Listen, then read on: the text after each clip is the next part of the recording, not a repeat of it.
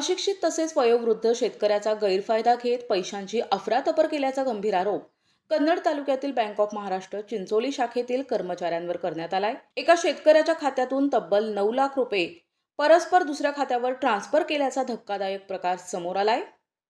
छत्रपती संभाजीनगर येथील कन्नड तालुक्यातील चिंचोली येथील बँक ऑफ महाराष्ट्र या राष्ट्रीयकृत बँकेतील कर्मचाऱ्याचा हा काळा कारनामा समोर येत आहे।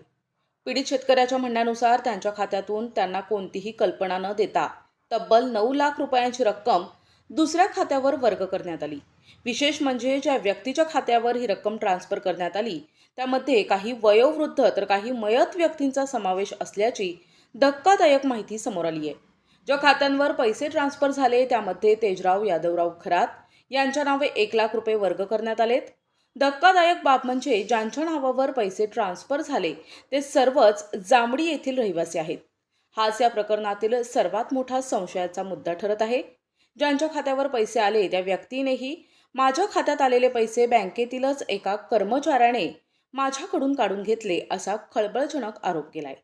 संबंधित खातेदार दर महिन्याला बँकेत येत असत, मात्र त्यांना पासबुकवर एंट्री देण्याऐवजी खात्यातील शिल्लक रक्कम केवळ चिठ्ठीवर लिहून दिली जात होती। या संदर्भात बँक मॅनेजर उपलब्ध नसल्याने अधिकृत माहिती मिळू शकली नाही। मात्र सध्या या प्रकरणाची विभागीय चौकशी सुरू असल्याचं सांगण्यात आलंय। महाराष्ट्र बँक चिंचोलीमध्ये झालेली अफरातफरी आणि सध्या शेतकऱ्यांचा जो पैसा आहे तो एका बँकेमध्ये सेव्ह म्हणून ठेवला जात असतो, अशाच बँकेमध्ये खूप मोठ्या प्रमाणामध्ये फ्रॉड झाल्याचं दिसून येत आहे। सध्या आपल्याकडे वयोवृद्ध व्यक्ती असलेलं ज्यांचं अकाउंट महाराष्ट्र बँक ऑफ चिंचोलीमध्ये आहे, अशा व्यक्तीचे लाखो रुपये ट्रान्सफर कशा पद्धतीने झालेले ते आपण बघणार आहोत। नेमके त्यांचं काय म्हणणं आहे ते आपण त्यांच्याकडनं जाणून घेऊया। काय सांगाल, काय झालेलं आहे, काय प्रकार आहे? बजरंग मोतीराम महेर। काय झालंय तुमच्यासोबत? काय झालं? बँकेतून पैसे गेले माझी। कोणती बँक आहे? महाराष्ट्र बँक चिंचोलीची। पैसे गेले म्हणतात, कसे पैसे गेले, कसा आहे प्रकार? कारण मी ते एंट्री मारा करता आलो त्याची तो नव्हता, दुसरा होता तो, म्हणजे तुमचे पैसे गेले।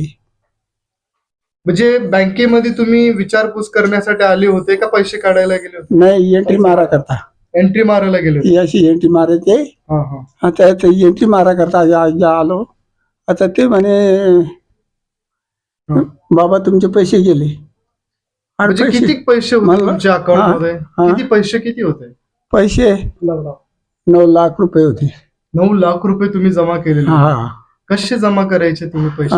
कसे जमा करायचे पैसे? मी त्याच्यात टाकले ना मालाचे। आता ते मी काढले नाही, मला दुखा सुखाला आपल्याला का मुलाला जमीन वाटून दिल्यात आणि तो करा तुम्ही हाय माया पुरते। दुखा सुखाला मला कपडे काही दवाखाना मी माझं करून घ्यायचो। मग काय झालं, तुम्ही कधी बँकेत गेलेले होते?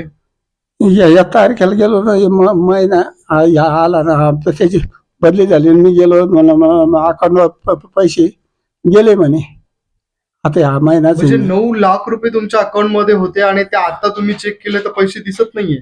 पैसे दिसत नाही, अकाउंटवरून पैसे गेले म्हणजे?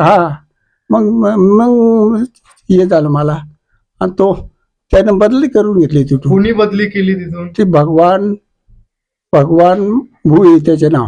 भगवान म्हणून कोणी कर्मचारी बँकेमध्ये, त्यांनी बदली केली? नाही, कर्मचारी झाले असत, पण भगवान भू हा नेहमी याच्या चिठ्ठ्या द्यायचा मला। कशा चिठ्ठ्या होत्या? ह्या चिठ्ठीत काय लिहिलेलं? याच्यावर आकडे दे फक्त तो। हे त्यांनी लिहून दिलंय का? हा, त्याने लिहिले।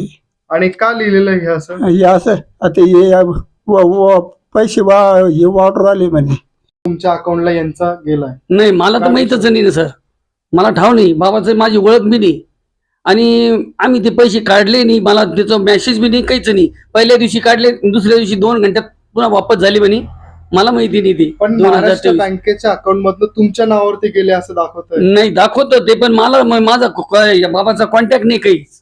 मग ट्रान्सफर झाले तर मग त्याच्यावरती काय सांगाल तुम्ही? काय सांगणार, म्हणजे त्या घोटाळाच केला त्यांनी। आमच्या भावाचे 2 लाख रुपये काढले, गावातले बरेच पैसे गेले, असे अजून 25 लोक उधार आहे त्याला, अजून जिवंत आहे ते, आणि मेलेल्या माणसाचे पैसे काढलेले त्याच्यात.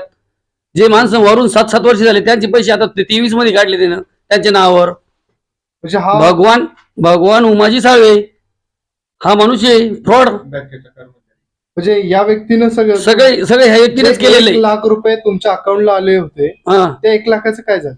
1 लाख म्हणजे माहितीच नाही आम्हाला. आले एखादे गेले काहीच धाव नाही. माझ्या खात्यावर आले बी नाही केव्हा आणि गेले केव्हा हे बी माहिती नाही.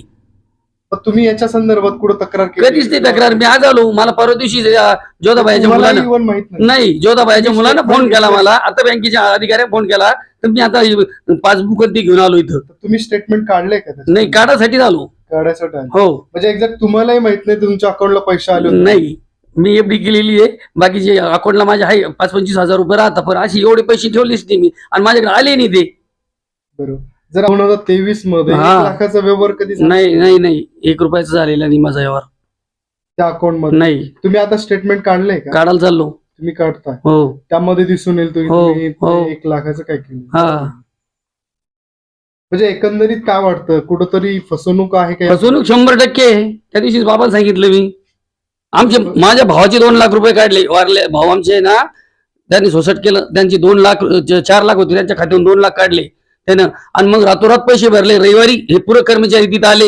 आमच्या वहिनीच्या पाया पडे आणि सगळ्या भावाच्या पाया पडायला लागले एकसारखे. विनोया करे, तोंडात मारे, डोकं आपटे, तोंड जोडे. कोण कोण करतं? भगवान उमाजी साळवे. म्हणजे हा त्यांनी 2 लाख काढले पण काढले. हा त्यांनीच काढले आणि त्यांनीच वाकेकरकडून पैसे घेऊन सनी रातोरात रविवारी भरले ते बी आणि रविवारी आमचे कागदपत्र करून त्यांना रविवारी पैसे टाकले आमच्या. काय वाटतं एकंदरीत हाही प्रकार असंच असू शकतो? हो 100% असंच असं छाती टोक. आता गाव सांगा ना आमच्या गावाचा आहे तो. बरोबर. तुमच्या गावातच पैसा ट्रान्सफर झालेला हा. दिसतोय. बरेच लोकांचे नाव आहे त्याच्यात. हे बोरसे तुमच्या गावाचे? बोरसे आमच्या गावाचे, सीताराम देवरे आमच्या गावाचे, हे सांडू पाचू सपकाळ तो बी आमच्या गावाचा. म्हणजे तुमच्या गावामध्ये हा, सगळ्या गोष्टी हा. आहेत. NTV news Marathi, Chhatrapati Sambhajinagar.